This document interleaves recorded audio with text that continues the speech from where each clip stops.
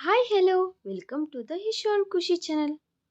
ಬೆಂಗಳೂರಿನಲ್ಲಿ tin factory ಆ ಹೆಸರು ಕೇಳಿದರೇನೆ ನೆನಪು ಬರುವುದು ಯಾವಾಗಲೂ ಬ್ಯುಸಿಯಾಗಿರುವ ರೋಡುಗಳು, ಸಾವಿರಾರು ಸಂಖ್ಯೆಯಲ್ಲಿ ವಾಹನಗಳು.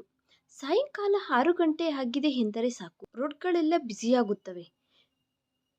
ಮೇಲೆ ರೈಲ್ವೆ ಕಂಬಿಗಳ ಮೇಲೆ ಮೆಟ್ರೋ ರೈಲ್ ಹೋಗುತ್ತಿದ್ದಾಗ ಬರುವ ಆ ಜೋರಾದ ಶಬ್ದ, ಕೆಳಗಡೆ ಬಸ್ ಡ್ರೈವರ್ಗಳು ಜೋರಾಗಿ ಹೊಡೆಯುವ ಹಾರನ್ಗಳ ಶಬ್ದ, ರೋಡ್ ಪಕ್ಕದಲ್ಲಿ ಬಂಡಿಗಳ ಮೇಲೆ ಬಜ್ಜಿ ಬೋಂಡಗಳು ಹಾಕುತ್ತಿದ್ದಾಗ ಬರುವ ವಾಸನೆ, ಇವೆಲ್ಲ ಸೇರಿ ಟಿನ್ ಫ್ಯಾಕ್ಟರಿಯಲ್ಲಿ ಒಂದು ಪ್ರತ್ಯೇಕವಾದ ವಾತಾವರಣವನ್ನು ಸೃಷ್ಟಿಸುತ್ತವೆ. ಜನಗಳೆಲ್ಲ ಯಾವುದೋ ಒಂದು ಬ್ಯುಸಿಯಲ್ಲಿ ಓಟದಲ್ಲಿ ಇರುತ್ತಾರೆ. ಆ ಓಟದಲ್ಲಿ, ಆ ಟ್ರಾಫಿಕ್ನಲ್ಲಿ ಇದ್ದು ಸುಸ್ತಾದ ಮಧ್ಯತರಗತಿಯ ಮನುಷ್ಯರು ಸ್ವಲ್ಪ ಪ್ರಶಾಂತತೆಗೋಸ್ಕರ ತನ್ನ ಮನೆಗೆ ಯಾವಾಗ ಹೋಗುತ್ತೇವೋ ಎಂದು ಆತುರ ಪಡುತ್ತಿರುತ್ತಾರೆ. ಆ ಬ್ಯುಸಿಯಾದ ರೋಡ್ ಪಕ್ಕದ ಇರುವ ಸಂದಿನೊಳಗಡೆ ಹೋದರೆ ಶ್ರೀ ಸಾಯಿ ನಿಲಯ ಅನ್ನುವ ಒಂದು ಅಪಾರ್ಟ್ಮೆಂಟ್ ಕಾಣಿಸುತ್ತದೆ. ಅದರಲ್ಲಿ 4ನೇ ಅಂತಸ್ತಿನಲ್ಲಿ ಕಿಶೋರ್ ಮಲ್ಲಿಕಾ ಇರುತ್ತಾದರೂ ಅದು ಚಿಕ್ಕ ಮನೆ ಆದರೂ ಮಲ್ಲಿಕಾ ಆ ಮನೆಯಲ್ಲಿ ತುಂಬಾ ಚೆನ್ನಾಗಿ ಜೋಡಿಸಿಕೊಂಡಿದ್ದಾಳೆ. ಒಳಗಡೆ ಹೋದ ತಕ್ಷಣ ಹಾಲ್ನಲ್ಲಿ ಅವರ ಮದುವೆ ಫೋಟೋ ಕಾಣಿಸುತ್ತದೆ. ಕಿಶೋರ್ ಭುಜದ ಮೇಲೆ ಮಲ್ಲಿಕಾ ತಲೆ ಇಟ್ಟುಕೊಂಡು ನಗುತ್ತಿರುವ ಆ ಫೋಟೋವನ್ನು ನೋಡಿದರೆ ಎಷ್ಟು ಒಳ್ಳೆಯ ಜೋಡಿ ಎಂದು ಯಾರಿಗಾದರೂ ಅನಿಸುತ್ತದೆ. ಹಾಲ್ನಲ್ಲಿ ಸೋಫಾ ಮೇಲೆ ಇರುವ ಬಟ್ಟೆಗಳನ್ನಾಗಲಿ, ಟಿವಿ ಪಕ್ಕದಲ್ಲಿ ಸುಂದರವಾಗಿ ಬೆಳೆಸಿಕೊಳ್ಳುತ್ತಿರುವ ಚಿಕ್ಕ ಚಿಕ್ಕ ಗಿಡಗಳನ್ನಾಗಲಿ ನೋಡುತ್ತಿದ್ದರೆ ಮನೆ ಎಷ್ಟು ಪ್ರಶಾಂತವಾಗಿ ಇದೆಯೋ ಅರ್ಥ ಆಗುತ್ತದೆ. ಕಿಶೋರ್ ಒಂದು ಪ್ರೈವೇಟ್ ಮಾರ್ಕೆಟಿಂಗ್ ಕಂಪನಿಯಲ್ಲಿ ಜಾಬ್ ಮಾಡುತ್ತಿದ್ದಾನೆ. ಬೆಳಗ್ಗೆ ಆಫೀಸಿಗೆ ಹೋದರೆ ಸಾಕು, ಮೀಟಿಂಗ್ಗಳು, ಟಾರ್ಗೆಟ್ ಅನ್ನುತ್ತಾ ರಾತ್ರಿಯ ತನಕ ಬ್ಯುಸಿಯಾಗಿ ಇರುತ್ತಾರೆ. ಇನ್ನು ಮಲ್ಲಿಕಾ ಸಾಫ್ಟ್ವೇರ್ ಇಂಜಿನಿಯರ್. ಆಕೆ ಈಗ ಮನೆಯಲ್ಲಿಯೇ ವರ್ಕ್ ಫ್ರಮ್ ಹೋಮ್ ಕೆಲಸ ಮಾಡುತ್ತಿದ್ದಾಳೆ. ದಿನ ಪೂರ್ತಿ ಮನೆಯಲ್ಲಿಯೇ ಇರುತ್ತಾ ಆಫೀಸ್ ಕೆಲಸಗಳು ಮಾಡಿಕೊಳ್ಳುತ್ತಲೇ ಮನೆಯನ್ನು ಸಹ ಎಷ್ಟೋ ನೀಟಾಗಿ ಇಟ್ಟುಕೊಳ್ಳುತ್ತಾಳೆ. ಆ ದಿನ ಸಾಯಂಕಾಲ 6 ಗಂಟೆ ಆಗುತ್ತಿದೆ. ಹೊರಗಡೆ ಆಕಾಶ ಎಲ್ಲ ಮೋಡಗಳು ಇದ್ದು ಯಾವಾಗಲಾದರೂ ಮಳೆ ಬೀಳುವ ಹಾಗೆ ಇದೆ. ಕಿಶೋರ್ ಆಫೀಸ್ ಕೆಲಸಗಳಲ್ಲಿ ತುಂಬಾ ಸುಸ್ತಾಗಿ ಮನೆಗೆ ಬಂದನು. ಕಾಲಿಂಗ್ ಬೆಲ್ ಹೊಡೆಯಲು ಹೋಗಿ ಯಾಕೋ ಸುಮ್ಮನಾದನು. ಒಳಗಡೆ ಮಲ್ಲಿಕಾ ಯಾರ ಜೊತೆನೋ ಫೋನ್ ಮಾತನಾಡುತ್ತಿದ್ದಾಳೆ. ತುಂಬಾ ಜೋರಾಗಿ ನಗುತ್ತಿದ್ದಾಳೆ. ಹೌದು ರಾಹುಲ್, ಈ ವಿಷಯ ಕಿಶೋರ್ಗೆ ತಿಳಿಯಬಾರದು. ಆತನಿಗೆ ತಿಳಿದರೆ ಪ್ಲಾನ್ ಫೈಲ್ ಆಗುತ್ತದೆ. ನಾವು ನಾಳೆ ಮೀಟ್ ಆಗೋಣ ಎಂದು ಹೇಳಿ ಫೋನ್ ಕಟ್ ಮಾಡಿದಳು. ಆ ಮಾತುಗಳು ಕೇಳಿದ ತಕ್ಷಣ ಕಿಶೋರ್ ಕೈಯಲ್ಲಿರುವ ಕೀಗೊಂಚಲು ಒಂದೇ ಸರಿ ಜಾರಿ ಕೆಳಗಡೆ ಬಿದ್ದು ಹೋದಷ್ಟು ಕೆಲಸ ಆಯಿತು. ಆತನ ಹೃದಯ ವೇಗವಾಗಿ ಹೊಡೆದುಕೊಳ್ಳಲು ಶುರುವಾಯಿತು. ಅಸಲು ಯಾರು ಈ ರಾಹುಲ್? ಪ್ಲಾನ್ ಏನು? ನನಗೇ ತಿಳಿಯದಂತೆ ಮೀಟ್ ಆಗಬೇಕು ಅನ್ನುತ್ತಿದ್ದಾಳೆ ಎಂದು ಆತನ ಮನಸ್ಸಿನಲ್ಲಿ ಗೊಂದಲ ಶುರುವಾಯಿತು. 1 ನಿಮಿಷದ ಹಿಂದೆ ತನಕ ಇದ್ದ ಆಫೀಸಿನ ಸುಸ್ತು ಎಲ್ಲ ಹೋಗಿ ಆ ಸ್ಥಾನದಲ್ಲಿ ತಿಳಿಯದ ಗೊಂದಲ, ಅನುಮಾನ ಬಂದು ಸೇರಿದೆ. ನಿಜ ಹೇಳಬೇಕೆಂದರೆ ಕಿಶೋರ್ಗೆ ಒಂದು ಕಹಿ ಹಳೆ ಘಟನೆ ಇದೆ. ಮದುವೆಗೆ ಮೊದಲು ಆತನು ಪ್ರಾಣವಾಗಿ ಪ್ರೀತಿಸಿದ ಹುಡುಗಿ ಆತನನ್ನು ಮೋಸ ಮಾಡಿ ಇನ್ನೊಬ್ಬರ ಜೊತೆ ಹೊರಟು ಹೋಗಿದ್ದಾಳೆ. ಆ ಹಳೆಯ ಗಾಯ ಆತನ ಮನಸ್ಸಿನಲ್ಲಿ ಎಲ್ಲೋ ಒಂದು ಭಯವನ್ನು ಉಳಿಸಿದೆ. ಮಲ್ಲಿಕಾ ಅನ್ನು ಆತನು ಪ್ರಾಣಕ್ಕಿಂತ ಜಾಸ್ತಿ ಪ್ರೀತಿಸುತ್ತಿದ್ದನು. ಆ ಹಳೆಯ ಜ್ಞಾಪಕಗಳು ಆಗಾಗ ಆತನನ್ನು ಅನುಮಾನದ ಕಡೆಗೆ ಎಳೆಯುತ್ತಲೇ ಇದ್ದಾವೆ. ಕಿಶೋರ್ ಆ ಕನ್ಫ್ಯೂಷನ್ನಲ್ಲಿಯೇ ಇದ್ದಾಗ ಆತನ ಕೈಯಲ್ಲಿ ಇದ್ದ ಕೀಗೊಂಚಲು ಕೆಳಗಡೆ ಬಿದ್ದು ಶಬ್ದ ಬಂದಿತು. ತಕ್ಷಣ ಎಚ್ಚೆತ್ತುಕೊಂಡು ಅದನ್ನು ತೆಗೆದುಕೊಂಡು ಡೋರ್ ಬೆಲ್ ಹೊಡೆದನು. ಸ್ವಲ್ಪ ಹೊತ್ತಿಗೆ ಮಲ್ಲಿಕಾ ಬಂದು ಬಾಗಿಲು ತೆಗೆದಳು.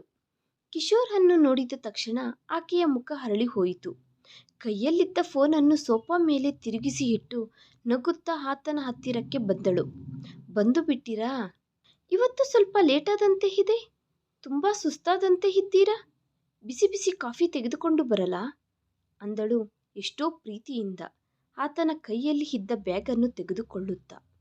ಆಕೆಯ ಮಾತುಗಳಲ್ಲಿ ಯಾವತ್ತಿನ ಹಾಗೆ ತುಂಬಾ ಅನುರಾಗ ಇದೆ. ಕಿಶೋರ್ ಮಲ್ಲಿಕಾ ಕಣ್ಣಲ್ಲಿ ಕಣ್ಣಿಟ್ಟು ನೋಡಿದನು. ಆ ಕಣ್ಣುಗಳಲ್ಲಿ ಎಂತಹುದೇ ಸುಳ್ಳು ಕಾಣಿಸಲಿಲ್ಲ.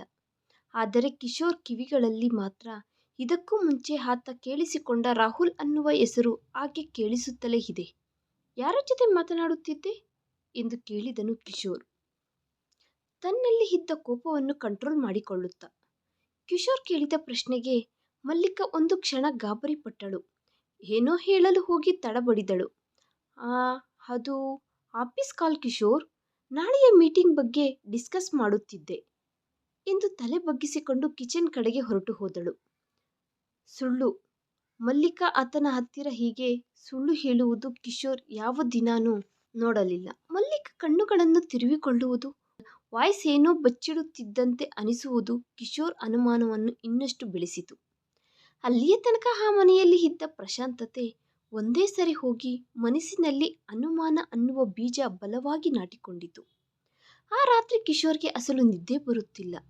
ಪಕ್ಕದಲ್ಲಿ ಮಲ್ಲಿಕಾ ಯಾವ ಟೆನ್ಷನ್ ಇಲ್ಲದೆ ಪ್ರಶಾಂತವಾಗಿ ನಿದ್ದೆ ಮಾಡುತ್ತಿದ್ದಾಳೆ. ಆದರೆ ಕಿಶೋರ್ ಮನಸ್ಸು ಮಾತ್ರ ವಿಧವಿಧವಾದ ಆಲೋಚನೆಗಳಿಂದ ತುಂಬಿ ಹೋಗಿದೆ. ಪಕ್ಕದಲ್ಲಿಯೇ ಇರುವ ಟೇಬಲ್ ಮೇಲೆ ಮಲ್ಲಿಕಾ ಫೋನ್ ಇದೆ. ಕತ್ತಲಲ್ಲಿ ಆ ಫೋನ್ ಕಡೆಗೆ ನೋಡುತ್ತಿರುವ ಕಿಶೋರ್ ಮನಸ್ಸಿನಲ್ಲಿ ಒಂದು ದೊಡ್ಡ ಯುದ್ಧನೇ ನಡೆಯುತ್ತಿದೆ. ಒಂದು ಸಾರಿ ಆ ಫೋನ್ ಚೆಕ್ ಮಾಡೋಣವಾ ಬೇಡವಾ? ಇಷ್ಟು ದಿನ ಆಕೆಯನ್ನು ನನಗಿಂತ ಜಾಸ್ತಿ ನಂಬಿದೆ ಅಲ್ವಾ? ಈಗ ಹೀಗೆ ಕಳ್ಳತನವಾಗಿ ಫೋನ್ ನೋಡುವುದು ಸರಿನಾ? ಆದರೆ ರಾಹುಲ್ ಯಾರು ಎಂದು ಆತನೇ ಚಿಂತೆಗೀಡಾದನು. ಕೊನೆಗೆ ಆತನಲ್ಲಿ ಇರುವ ನಂಬಿಕೆಯನ್ನು ಅನುಮಾನ ಸೋಲಿಸಿಬಿಟ್ಟಿತು. ಹೇಗಾದರೂ ನಿಜವನ್ನು ತಿಳಿದುಕೊಳ್ಳಬೇಕು ಅನ್ನುವ ಆತುರದಿಂದ ನಡುಗುತ್ತಿರುವ ಕೈಗಳಿಂದ ನಿಧಾನವಾಗಿ ಆ ಫೋನನ್ನು ತೆಗೆದುಕೊಂಡನು. ಫೋನ್ ಸ್ಕ್ರೀನ್ ಬೆಳಕು ಕಿಶೋರ್ ಮುಖದ ಮೇಲೆ ಬಿದ್ದು ಕತ್ತಲಲ್ಲಿ ಆತನ ಕಣ್ಣುಗಳು ಇನ್ನೂ ಸ್ವಲ್ಪ ಕೆಂಪಗೆ ಕಾಣಿಸುತ್ತಿದ್ದಾವೆ. ಹೃದಯದ ಶಬ್ದ ಆತನಿಗೆ ಕೇಳಿಸುವಷ್ಟು ಜೋರಾಗಿ ಹೊಡೆದುಕೊಳ್ಳುತ್ತಿದೆ. ನಡುಗುತ್ತಿರುವ ಬೆರಳುಗಳಿಂದ ಲಾಕ್ ತೆಗೆದು ಭಯದಿಂದಲೇ ವಾಟ್ಸಪ್ ಓಪನ್ ಮಾಡಿದನು. ಅಲ್ಲಿ ರಾಹುಲ್ ಅನ್ನುವ ಹೆಸರಿನಿಂದ ಒಂದು ಚಾಟ್ ಕಾಣಿಸಿತು. ಆ ಚಾಟ್ ಓಪನ್ ಮಾಡಿ ನೋಡಿದ ತಕ್ಷಣ ಕಿಶೋರ್ ಎದೆ ನಿಂತು ಹೋದಂತೆ ಆಯಿತು.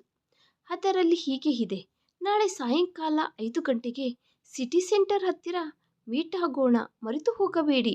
ನಮ್ಮ ಮಧ್ಯೆ ನಡೆಯುತ್ತಿರುವ ಈ ವಿಷಯ ಅಸಲು ಹೊರಗಡೆ ಬರಬಾರದು. ಎಲ್ಲ ತುಂಬ ಸೀಕ್ರೆಟ್ ಆಗಿ ಇರಬೇಕು. ಅದನ್ನು ನೋಡಿದ ತಕ್ಷಣ ಕಿಶೋರ್ ಮೈಯೆಲ್ಲ ಉರಿದು ಹೋಯಿತು. ಅಸಲು ಏನು ನಡೆಯುತ್ತಿದೆ? ನನ್ನ ಹೆಂಡತಿ ಒಬ್ಬ ಬೇರೆ ವ್ಯಕ್ತಿಯ ಜೊತೆ ಇಷ್ಟೊಂದು ರಹಸ್ಯವಾಗಿ ಏನು ಮಾಡುತ್ತಿದ್ದಾಳೆ? ನನಗೆ ತಿಳಿಯದಂತೆ ಬಚ್ಚಿಡುತ್ತಿರುವ ಆ ಸೀಕ್ರೆಟ್ ಏನು?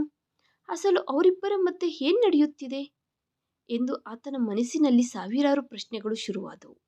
ಆತನನ್ನು ಪ್ರಾಣಕ್ಕಿಂತ ಹೆಚ್ಚಾಗಿ ನೋಡಿಕೊಳ್ಳುವ ಮಲ್ಲಿಕಾ ಆತನ ಹಿಂದೆ ಇಷ್ಟೊಂದು ದೊಡ್ಡ ಕತೆ ನಡೆಸುತ್ತಿದ್ದಾಳೆ ಎಂದು ಆತನು ಅಸಲು ಊಹಿಸಲಿಲ್ಲ. ಒಂದು ಮೆಸೇಜ್ ಆತನ ನಂಬಿಕೆಯನ್ನು ಪೂರ್ತಿಯಾಗಿ ಮುಳುಗಿಸಿತು. ಪಕ್ಕದಲ್ಲಿಯೇ ನಿದ್ದೆ ಮಾಡುತ್ತಿರುವ ಮಲ್ಲಿಕಾ ಕಡೆಗೆ ಒಂದು ಸಾರಿ ನೋಡಿದನು. ಎಷ್ಟೋ ಅಮಾಯಕವಾಗಿ ಪ್ರಶಾಂತವಾಗಿ ನಿದ್ದೆ ಮಾಡುತ್ತಿರುವ ಆಕೆಯ ಮುಖ ನೋಡುತ್ತಿದ್ದರೆ ಕಿಶೋರ್ಗೆ ಅಸಹ್ಯವಾಯಿತು. ಎಷ್ಟು ಚೆನ್ನಾಗಿ ನಟಿಸುತ್ತಿದ್ದೀಯ ಮಲ್ಲಿಕಾ, ನಿನ್ನ ನಗುವಿನ ಹಿಂದೆ ಇಷ್ಟೊಂದು ದೊಡ್ಡ ಮೋಸ ಇದೆಯಾ ಎಂದು ಮನಸ್ಸಿನಲ್ಲಿ ಅಂದುಕೊಳ್ಳುತ್ತಾ ಫೋನ್ ಮತ್ತೆ ಹೇಗಿತ್ತೋ ಹಾಗೆ ಟೇಬಲ್ ಮೇಲೆ ಇಟ್ಟುಬಿಟ್ಟನು.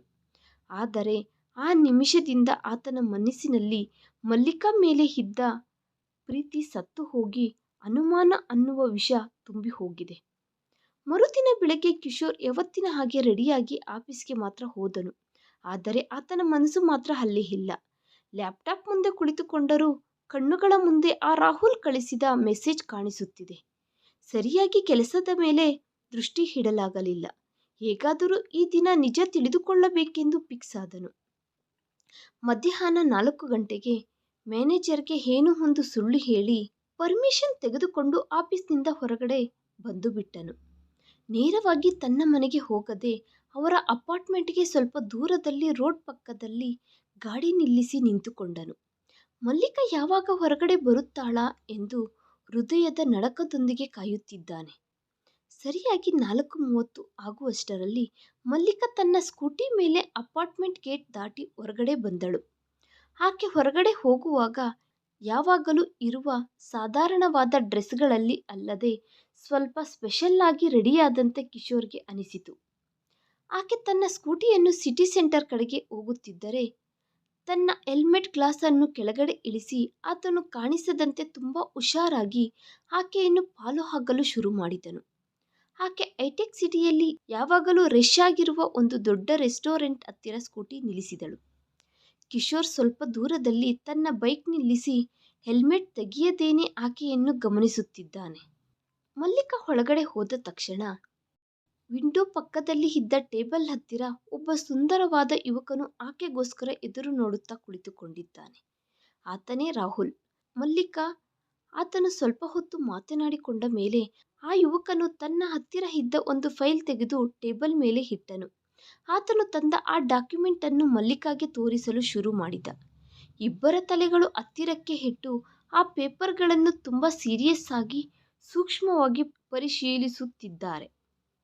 ಆತನು ಒಂದೊಂದು ಪೇಜಿಯನ್ನು ತಿರುಗಿಸುತ್ತಾ ವಿವರಿಸುತ್ತಿದ್ದರೆ ಮಲ್ಲಿಕಾ ಎಷ್ಟೋ ಉತ್ಸಾಹವಾಗಿ ಕಣ್ಣುಗಳಲ್ಲಿ ಒಂದು ತರವಾದ ಆಕರ್ಷಣೆಯಿಂದ ಅವುಗಳನ್ನು ನೋಡುತ್ತಿದ್ದಾಳೆ.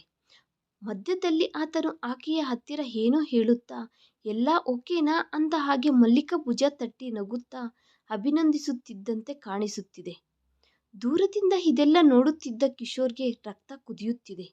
ಆ ಪೇಪರ್ಗಳು ಏನು? ಅಷ್ಟು ರಹಸ್ಯವಾಗಿ ಇಬ್ಬರೂ ಸೇರಿ ಏನು ಪ್ಲಾನ್ ಮಾಡುತ್ತಿದ್ದಾರೆ? ಒಂದು ವೇಳೆ ಇಬ್ಬರೂ ಸೇರಿ ಊರು ಬಿಟ್ಟು ಹೊರಟು ಹೋಗುವುದಕ್ಕೆ ಏನಾದರೂ ಪ್ಲಾನ್ ಮಾಡುತ್ತಿದ್ದಾರಾ ಎಂದು ಆತನ ಮನಸ್ಸಿನಲ್ಲಿ ವಿಧವಿಧವಾದ ಹುಚ್ಚು ಆಲೋಚನೆಗಳು ಶುರುವಾದವು. ಅವನು ಮಲ್ಲಿಕಾ ಭುಜದ ಮೇಲೆ ಕೈ ಹಾಕುತ್ತಿದ್ದರೆ ಕಿಶೋರ್ಗೆ ತನ್ನ ಹೃದಯವನ್ನು ಯಾರೋ ಹಿಂಡುತ್ತಿದ್ದ ಹಾಗೆ ಅನಿಸಿತು. ನನ್ನನ್ನು ಇಷ್ಟೊಂದು ಮೋಸ ಮಾಡುತ್ತಾ ಅಲ್ಲಿ ಅಷ್ಟೊಂದು ಸಂತೋಷವಾಗಿ ಹೇಗೆ ಇರುತ್ತಿದ್ದಾಳೆ ಎಂದು ಆವೇದನೆಯಿಂದ ಕೋಪದಿಂದ ಕಿಶೋರ್ ಉರಿದು ಹೋದನು.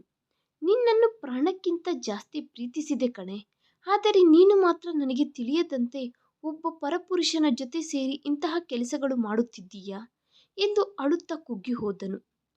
ಕೋಪ ನರನಾಳಿಗಳಲ್ಲಿ ಪ್ರವಹಿಸುತ್ತಿತ್ತು. ಇನ್ನು ಅಲ್ಲೇ ಇದ್ದರೆ ಆತನು ಏನೋ ಒಂದು ಮಾಡುತ್ತಾನೆ ಅನ್ನುವ ಭಯದಿಂದ ಕಣ್ಣುಗಳಲ್ಲಿ ನೀರನ್ನು ಒರೆಸಿಕೊಳ್ಳುತ್ತಾ ಅಲ್ಲಿಂದ ಮನೆಗೆ ಬಂದನು. ಕಿಶೋರ್ ಮನೆಗೆ ಬರುವಷ್ಟರಲ್ಲಿ ಸಾಯಂಕಾಲ 7 ಗಂಟೆ ದಾಟಿದೆ. ಹೊರಗಡೆ ಆಗಲೇ ಮಳೆ ಶುರುವಾಗಿದೆ. ಕಿಟಕಿ ಗ್ಲಾಸ್ ಮೇಲೆ ಬೀಳುತ್ತಿರುವ ಮಳೆಯ ಶಬ್ದ ಮಧ್ಯ ಮಧ್ಯದಲ್ಲಿ ಮಿಂಚುತ್ತಿರುವ ಬೆಳಕಿನಿಂದ ಆ ಮನೆಯೆಲ್ಲ ಭಯಂಕರವಾಗಿ ಅನಿಸುತ್ತಿದೆ. ಆತನು ಹಾಲ್ನೊಳಗಡೆ ಹೋಗಿ ಲೈಟ್ಗಳು ಸಹ ಹಾಕದೆ ಕತ್ತಲಲ್ಲಿಯೇ ಸೋಫಾದಲ್ಲಿ ಕುಳಿತುಕೊಂಡನು. ಹೊರಗಡೆ ವಾತಾವರಣ ತುಂಬ ತಣ್ಣಗೆ ಇದ್ದರೂ ಕಿಶೋರ್ ಮನಸ್ಸಿನಲ್ಲಿ ಮಾತ್ರ ಆವೇಶ ಉಕ್ಕಿ ಹರಿಯುತ್ತಿದೆ. ಸ್ವಲ್ಪ ಹೊತ್ತಿಗೆ ಮಲ್ಲಿಕಾ ಬಾಗಿಲು ತೆಗೆದುಕೊಂಡು ಒಳಗಡೆ ಬಂದಳು. ಕೈಯಲ್ಲಿ ಇದ್ದ ಛತ್ರಿ ಮಳೆಗೆ ಪೂರ್ತಿಯಾಗಿ ಒದ್ದೆಯಾಗಿದೆ. ಕತ್ತಲಲ್ಲಿ ಸೋಫಾದಲ್ಲಿ ಕುಳಿತುಕೊಂಡು ಇದ್ದ ಕಿಶೋರನ್ನು ನೋಡಿ ಒಂದೇ ಸಾರಿ ಬೆಚ್ಚಿಬಿದ್ದಳು. ಕಿಶೋರ್, ಯಾವಾಗ ಬಂದೆ? ಲೈಟ್ಗಳು ಸಹ ಹಾಕದೆ ಕತ್ತಲಲ್ಲಿ ಹಾಗೆ ಕುಳಿತುಕೊಂಡಿದ್ದೀರಾ ಯಾಕೆ ಎಂದು ಕೇಳುತ್ತಾ ಸ್ವಿಚ್ ಬೋರ್ಡ್ ಕಡೆಗೆ ಹೋದಳು. ಹಾಕು, ಆ ಬೆಳಕಲ್ಲಿ ಆದರೂ ನಿನ್ನ ಅಸಲು ಬಣ್ಣ ಹೊರಬೀಳುತ್ತದೆಯೇನೋ ನೋಡುತ್ತೇನೆ ಅಂದನು ಕಿಶೋರ್. ಆತನ ಧ್ವನಿಯಲ್ಲಿ ಕೋಪ, ಬಾಧೆ ಎರಡೂ ಸೇರಿ ಕೇಳಿಸುತ್ತಿದ್ದಾವೆ. ಆ ಮಾತುಗಳು ಕೇಳಿದ ತಕ್ಷಣ ಮಲ್ಲಿಕಾ ಕೈಗಳು ನಡುಗುತ್ತಾ ಒಂದು ಕ್ಷಣ ಸ್ತಬ್ಧಗೊಂಡವು. ಆಶ್ಚರ್ಯ ಪಡುತ್ತಲೇ ಹೋಗಿ ಲೈಟ್ ಆನ್ ಮಾಡಿದಳು. ಕಿಶೋರ್ ಕಣ್ಣುಗಳು ಕೋಪದಿಂದ ಕೆಂಪಗೆ ಉಬ್ಬಿಕೊಂಡಿರುವುದನ್ನು ನೋಡಿ ಆಕೆ ಗಾಬರಿಪಟ್ಟಳು. ಏನಾಯ್ತು ಕಿಶೋರ್? ಯಾಕೆ ಅಷ್ಟೊಂದು ಕೋಪದಿಂದ ಇದ್ದೀರಾ?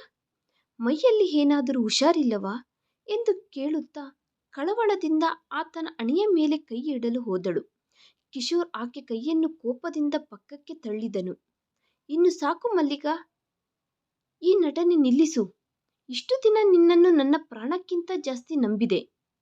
ಆದರೆ ನೀನೂ ಸಹ ಎಲ್ಲರಂತೆ ನನ್ನನ್ನು ಮೋಸ ಮಾಡುತ್ತೀಯ ಎಂದು ಊಹಿಸಲಿಲ್ಲ.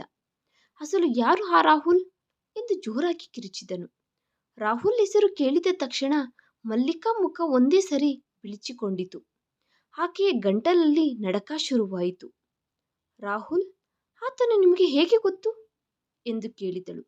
ಆ ಹೆಸರು ಕೇಳಿದ ತಕ್ಷಣ ಯಾಕೆ ಅಷ್ಟೊಂದು ಭಯ ಪಡುತ್ತಿದ್ದೀಯಾ? ಅಂದರೆ ನೀನು ಏನೋ ತಪ್ಪು ಮಾಡಿದ್ದೀಯಾ? ಅದು ನಿನ್ನ ಮುಖ ನೋಡಿದರೇನೆ ತಿಳಿದು ಹೋಗುತ್ತಿದೆ. ನಾನು ಇಲ್ಲದ ಟೈಮಿನಲ್ಲಿ ಅವನಿಗೆ ಫೋನ್ ಮಾಡುವುದು, ಯಾರಿಗೂ ತಿಳಿಯದಂತೆ ಸೀಕ್ರೆಟ್ ಆಗಿ ಮೀಟ್ ಆಗುವುದು ಎಲ್ಲ ನಿಜಾನೇ ಅಲ್ವಾ? ಇವತ್ತು ಸಾಯಂಕಾಲ ಆ ರೆಸ್ಟೋರೆಂಟಲ್ಲಿ ನೀವಿಬ್ಬರು ಏನು ಮಾಡುತ್ತಿದ್ದೀರಾ? ಅಷ್ಟೊಂದು ಸೀಕ್ರೆಟ್ ಆಗಿ ಏನು ಮಾತನಾಡಿಕೊಳ್ಳುತ್ತಿದ್ದೀರಾ? ಆದರೂ ನಿನ್ನೆ ನಾನು ಯಾರ ಜೊತೆ ಮಾತನಾಡುತ್ತಿದ್ದೀಯಾ ಎಂದು ಕೇಳಿದರೆ ಆಫೀಸ್ ಮೀಟಿಂಗ್ ಬಗ್ಗೆ ಡಿಸ್ಕಸ್ ಮಾಡ್ತಿದ್ವಿ ಎಂದು ಹೇಳಿದೆ. ಆ ರಾಹುಲನ್ನು ಭೇಟಿಯಾಗುವುದೇನಾ ನೀನು ಹೇಳಿದ ಆ ಆಫೀಸ್ ಮೀಟಿಂಗ್? ನನ್ನೆನ್ನೆ ಹುಚ್ಚನನ್ನಾಗಿ ಮಾಡಿದೆಯಾ ಮಲ್ಲಿಕಾ ಎಂದು ಕಿಶೋರ್ ಆವೇಶದಿಂದ ತತ್ತರಿಸಿದನು. ಆ ಮಾತುಗಳಿಗೆ ಮಲ್ಲಿಕಾ ಒಂದೇ ಸರಿ ನಿಸ್ತೇಜಳಾದಳು. ಏನು ಹೇಳಬೇಕು ಅರ್ಥ ಆಗದೆ ಮಾತು ಹೊರಡದೆ ತಲೆ ತಗ್ಗಿಸಿಕೊಂಡು ಹಾಗೆ ನಿಂತುಕೊಂಡು ಬಿಟ್ಟಳು. ಆಕೆ ಮುಖದಲ್ಲಿ ಕಾಣಿಸುತ್ತಿರುವ ಆ ಗಾಬರಿ ನೋಡುತ್ತಿದ್ದರೆ ಕಿಶೋರ್ಗೆ ತನ್ನ ಅನುಮಾನ ನಿಜಾನೇ ಅನಿಸಿತು. ಮನಸ್ಸು ಚೂರು ಚೂರು ಆಗಿ ಹೋಯಿತು. ಮಲ್ಲಿಕಾ ಕಣ್ಣುಗಳಲ್ಲಿ ನೀರು ತಿರುಗಿದವು. ಕಿಶೋರ್, ನೀನು ತಪ್ಪಾಗಿ ಅರ್ಥ ಮಾಡಿಕೊಳ್ಳುತ್ತಿದ್ದೀಯಾ. ಅದು ನಿನಗೆ ಸರ್ಪ್ರೈಸ್ ಕೊಡೋಣ ಎಂದು ಹೇಳಲು ಹೋದಳು. ಆದರೆ ಕಿಶೋರ್ ಆಕೆಯ ಮಾತು ಪೂರ್ತಿ ಮಾಡಲು ಬಿಡಲಿಲ್ಲ. ಸಾಕು ಮಲ್ಲಿಕಾ, ಇನ್ನು ನಿನ್ನ ಸುಳ್ಳುಗಳು ಕೇಳಿಸಿಕೊಳ್ಳುವ ಸಹನೆ ನನಗೆ ಇಲ್ಲ. ಸರ್ಪ್ರೈಸ್ ಕೊಡುವುದಕ್ಕೆ ಗಂಡನಿಗೆ ತಿಳಿಯದಂತೆ ಕಳ್ಳತನದಿಂದ ಬೇರೆ ಗಂಡಸನ್ನು ಭೇಟಿಯಾಗಬೇಕಾ?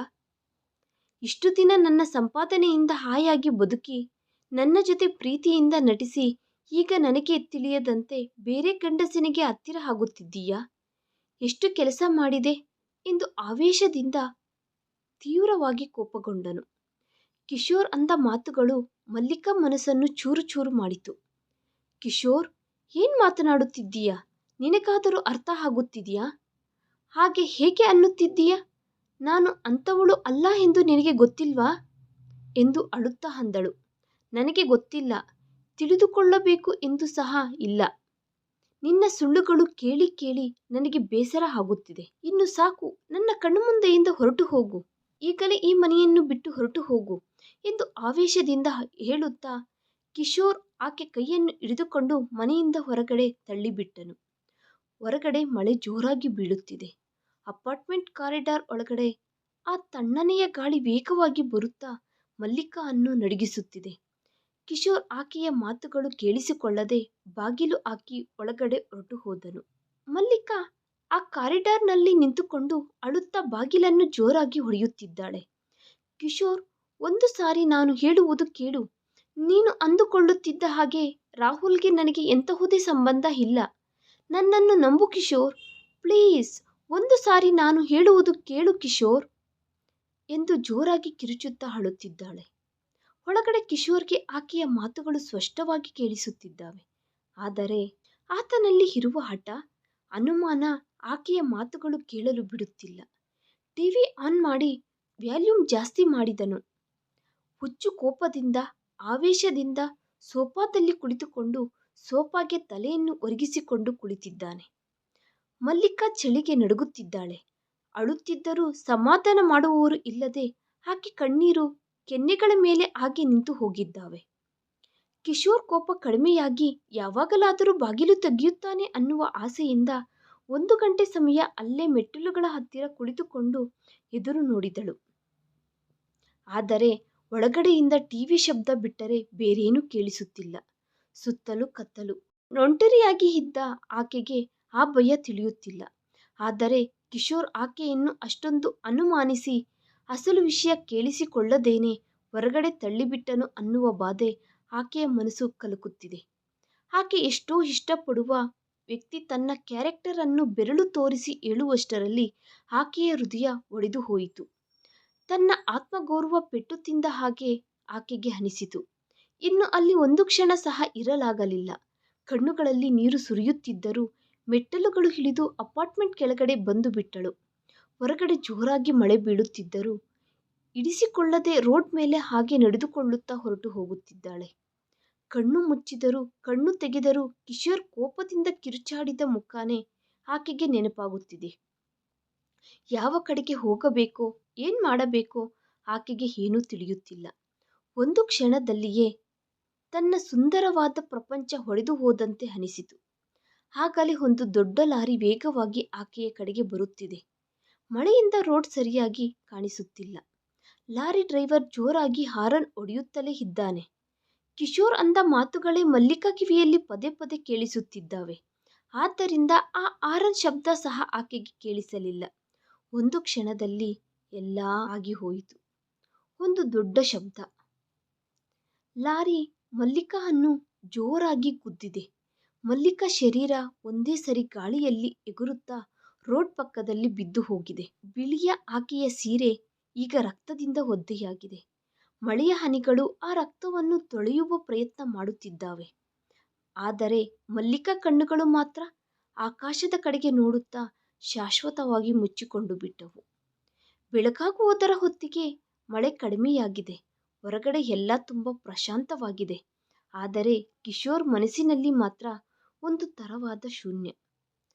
ರಾತ್ರಿಯೆಲ್ಲ ಮಲ್ಲಿಕಾ ಬಗ್ಗೆ ಆಲೋಚನೆಯಿಂದ ಕೋಪದಿಂದ ಆತನು ಸೋಫಾದಲ್ಲಿಯೇ ನಿದ್ದೆ ಮಾಡಿದ್ದಾನೆ. ಮೆಲ್ಲಗೆ ಕಣ್ಣುಗಳು ತೆಗೆದು ಸುತ್ತಲೂ ನೋಡಿದನು. ಮಲ್ಲಿಕಾ ಇನ್ನು ಹೊರಗಡೆನೇ ಇದ್ದಿರುತ್ತಾಳೆ, ಎಲ್ಲಿಗೆ ಹೋಗುತ್ತಾಳೆ ಎಂದು ಅಂದುಕೊಳ್ಳುತ್ತಾ ಬಾಗಿಲು ತೆಗೆದನು. ಆದರೆ ಅಲ್ಲಿ ಮಲ್ಲಿಕಾ ಇಲ್ಲ. ಎಲ್ಲಿ ಹೋಗಿರುತ್ತಾಳೆ ಎಂದು ಆತನು ಗಾಬರಿ ಪಡುತ್ತಿದ್ದಾಗಲೇ ಫೋನ್ ಬಂದಿತು. ಸ್ಕ್ರೀನ್ ಮೇಲೆ ನೋಡಿದರೆ ಯಾರೋ ಅನ್ನೋನ್ ನಂಬರ್ನಿಂದ ಕಾಲ್ ಬರುತ್ತಿದೆ. ಯಾವುದೋ ಕೇಡು ಶಂಕಿಸುತ್ತಲೇ ಫೋನ್ ಪಿಕ್ ಮಾಡಿದನು. ಹಲೋ, ನೀವು ಕಿಶೋರ್ ಅವರಾ? ನಾನು ಟಿನ್ ಫ್ಯಾಕ್ಟರಿ ಪೊಲೀಸ್ ಸ್ಟೇಷನ್ನಿಂದ ಕಾಲ್ ಮಾಡುತ್ತಿದ್ದೇನೆ. ಮಲ್ಲಿಕಾ ಅವರು ನಿಮಗೆ ಏನಾಗುತ್ತಾರೆ ಎಂದು ಕೇಳಿದರು. ಕಿಶೋರ್ ಹೃದಯ ವೇಗವಾಗಿ ಹೊಡೆದುಕೊಳ್ಳಲು ಶುರುವಾಯಿತು. ನನ್ನ ಹೆಂಡತಿ ಆಗುತ್ತಾಳೆ, ಏನಾಯಿತು ಎಂದು ಗಾಬರಿಯಿಂದ ಕೇಳಿದನು. ಒಂದು ದೊಡ್ಡ ಆಕ್ಸಿಡೆಂಟ್ ಆಗಿದೆ, ಆಕೆ ಸತ್ತು ಹೋಗಿದ್ದಾಳೆ. ಬಾಡಿ ವಿಕ್ಟರಿ ಹಾಸ್ಪಿಟಲ್ ಮಾರ್ಚರಿಯಲ್ಲಿ ಇದೆ. ನೀವು ತಕ್ಷಣ ಬಂದು ಐಡೆಂಟಿಫೈ ಮಾಡಬೇಕು ಎಂದು ಪೊಲೀಸ್ ಹೇಳಿದರು. ಆ ಮಾತು ಕೇಳಿದ ತಕ್ಷಣ ಕಿಶೋರ್ ಕೈಯಲ್ಲಿ ಇದ್ದ ಫೋನ್ ಜಾರಿ ಕೆಳಗಡೆ ಬಿದ್ದು ಹೋಯಿತು. ಆತನ ಕಾಲುಗಳು ನಡುಗುತ್ತಿದ್ದಾವೆ, ನಿಂತುಕೊಳ್ಳಲು ಆಗುತ್ತಿಲ್ಲ. ಬಾಡಿ ಮಾರ್ಚುರಿ, ಆ ಮಾತುಗಳು ಆತನ ಕಿವಿಗಳಲ್ಲಿ ಗೊಣಗುಡುತ್ತಿದ್ದಾವೆ. ಇಲ್ಲ, ಅದು ಮಲ್ಲಿಕಾ ಆಗಿರುವುದಿಲ್ಲ, ಖಚಿತವಾಗಿ ಯಾರೋ ಬೇರೆಯವರು ಆಗಿರುತ್ತಾರೆ. ಮಲ್ಲಿಕಾ ನನ್ನನ್ನು ಬಿಟ್ಟು ಅಷ್ಟೊಂದು ದೂರ ಹೋಗುವುದಿಲ್ಲ ಎಂದು ಮನಸ್ಸಿನಲ್ಲಿ ಅಂದುಕೊಳ್ಳುತ್ತಾ ತನ್ನನ್ನು ತಾನು ನಂಬಿಸಿಕೊಳ್ಳಬೇಕೆಂದು ನೋಡುತ್ತಿದ್ದಾನೆ. ಆದರೆ ಮನಸ್ಸಿನಲ್ಲಿ ಏನೋ ಭಯ, ಅದು ಮಲ್ಲಿಕಾ ಏನೋ ಅನ್ನುವ ಗೊಂದಲ. ಆತನು ಏನೇನೋ ಹೇಳಿಕೊಳ್ಳುತ್ತಾ ಹೇಗೆ ಹೋದನೋ ಸಹ ತಿಳಿಯದ ಸ್ಥಿತಿಯಲ್ಲಿ ಹುಚ್ಚನಂತೆ ಹಾಸ್ಪಿಟಲ್ ಕಡೆಗೆ ಹೋದನು. ಹಾಸ್ಪಿಟಲ್ ವಾತಾವರಣ ತುಂಬ ಭಯಂಕರವಾಗಿ ಇದೆ. ಬಿಳಿಯ ಗೋಡೆಗಳು, ಔಷಧಿಯ ವಾಸನೆ, ಯಾವ ಕಡೆಗೆ ನೋಡಿದರೂ ಅಳುವಿನ ಶಬ್ದ. ನಡುಗುತ್ತಿರುವ ಹೆಜ್ಜೆಗಳಿಂದ ಮಾರ್ಚುರಿ ರೂಮಿನೊಳಗಡೆ ಹೋದನು. ತಣ್ಣನೆಯ ಆ ರೂಮಿನಲ್ಲಿ ಒಂದು ಸ್ಟ್ರಕ್ಚರ್ ಮೇಲೆ ಬಿಳಿಯ ಬಟ್ಟೆ ಹೊಚ್ಚಿದ ಶರೀರ ಇದೆ. ಪಕ್ಕದಲ್ಲಿಯೇ ಇದ್ದ ಕಾನ್ಸ್ಟೇಬಲ್ ಮೆಲ್ಲಗೆ ಆ ಬಟ್ಟೆಯನ್ನು ಸರಿಸಿದನು. ಅಲ್ಲಿ ಇರುವುದು ಮಲ್ಲಿಕಾ. ಆಕೆಯ ಹಣೆಯ ಮೇಲೆ ದೊಡ್ಡ ಗಾಯ. ಕತ್ತಿನಲ್ಲಿ ಆತನು ಕಟ್ಟಿದ ತಾಳಿ ರಕ್ತದಿಂದ ಒದ್ದೆಯಾಗಿದೆ.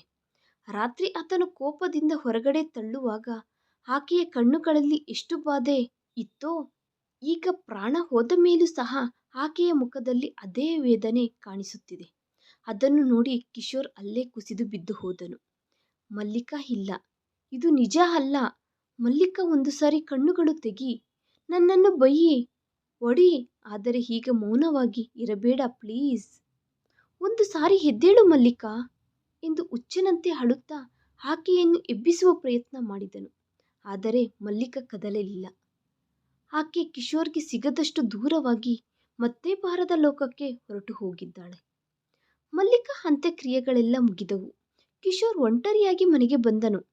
ಅಲ್ಲಿಯ ತನಕ ಸಡಗರದಿಂದ ಇದ್ದ ಆ ಮನೆ ಈಗ ನಿಶಬ್ದವಾಗಿ ಒಂದು ಸ್ಮಶಾನದಂತೆ ಕಾಣಿಸುತ್ತಿದೆ. ಮನೆಯಲ್ಲಿ ಯಾವ ಕಡೆ ನೋಡಿದರೂ ಮಲ್ಲಿಕಾ ಜ್ಞಾಪಕಗಳೇ. ಕಿಚನ್ ಒಳಗಡೆ ಹೋದರೆ ಆಕೆ ಬಳಸಿದ ಪಾತ್ರೆಗಳು, ಜೋಡಿಸಿದ ವಸ್ತುಗಳು ಆಕೆಯ ಅಸ್ತಿತ್ವವನ್ನು ನೆನಪು ಮಾಡುತ್ತಿದೆ. ಬಾಲ್ಕನಿ ಒಳಗಡೆ ಹೋದರೆ ಆಕೆ ಪ್ರತಿದಿನ ಎಷ್ಟೋ ಪ್ರೀತಿಯಿಂದ ನೀರು ಹಾಕುವ ಗಿಡಗಳು ಈಗ ಬಾಡಿ ಹೋಗಿ ಆಕೆಗೋಸ್ಕರನೇ ಎದುರು ನೋಡುತ್ತಿದ್ದ ಹಾಗೆ ಇದ್ದಾವೆ. ಮನೆಯೆಲ್ಲ ಖಾಲಿಯಾಗಿ ಏನೋ ತಿಳಿಯದ ಶೂನ್ಯ ಆವರಿಸಿದಂತೆ ಅನಿಸುತ್ತಿದೆ. ಆ ಗೋಡೆಗಳು, ಆ ವಸ್ತುಗಳು ಎಲ್ಲ ಮಲ್ಲಿಕಾ ಎಲ್ಲಿ ಎಂದು ಆತನನ್ನು ಕೇಳುತ್ತಿದ್ದ ಹಾಗೆ ಇದ್ದಾವೆ. ಹಾಗೆ ಮನೆಯೆಲ್ಲ ನೋಡುತ್ತಾ ಭಾರವಾಗಿ ಬಂದು ಸೋಫಾದಲ್ಲಿ ಕುಳಿತುಕೊಂಡು ಬಿಟ್ಟನು. ಅಷ್ಟರಲ್ಲಿಯೇ ಆತನ ನೋಟ ಪಕ್ಕದಲ್ಲಿಯೇ ಇದ್ದ ಮಲ್ಲಿಕಾ ಹ್ಯಾಂಡ್ ಬ್ಯಾಗ್ ಮೇಲೆ ಬಿತ್ತು. ಆ ದಿನ ಸಾಯಂಕಾಲ ಹೊರಗಡೆಯಿಂದ ಬಂದ ತಕ್ಷಣ ಮಲ್ಲಿಕಾ ಆ ಬ್ಯಾಗನ್ನು ಅಲ್ಲೇ ಸೋಫಾದಲ್ಲಿ ಇಟ್ಟಿದ್ದಳು. ಆನಂತರಾನೇ ಅವರಿಬ್ಬರ ಮಧ್ಯೆ ಅಷ್ಟೊಂದು ದೊಡ್ಡ ಜಗಳ ನಡೆಯಿತು. ನಡುಗುತ್ತಿರುವ ಕೈಗಳಿಂದ ಆ ಬ್ಯಾಗನ್ನು ಆತನ ಮಡಿಲೊಳಗಡೆ ತೆಗೆದುಕೊಂಡು ಬ್ಯಾಗ್ ಜಿಪ್ ಓಪನ್ ಮಾಡಿದನು.